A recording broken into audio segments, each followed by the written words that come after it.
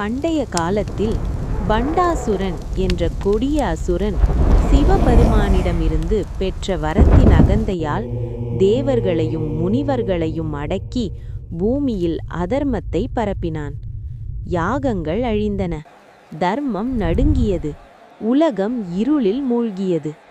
அப்போது தேவர்கள் அனைவரும் ஒன்றாக சேர்ந்து பராசக்தியை சரணடைந்தனர்.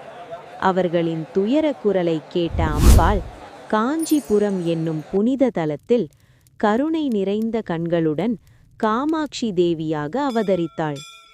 காமம் என்றால் கருணை, அக்ஷி என்றால் கண்கள். கருணை பார்வையால் உலகை காக்கும் தெய்வீக சக்தியே காமாட்சி.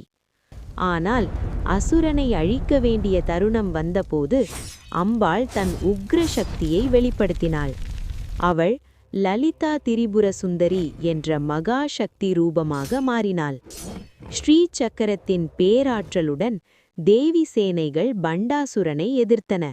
மகா போர் வெடித்தது. அசுர சேனைகள் சிதறின. அவனின் மாயைகள் அனைத்தும் அழிந்தன. இறுதியில் தேவியின் அக்னி அஸ்திரத்தால் பண்டாசுரன் வதம் செய்யப்பட்டான்.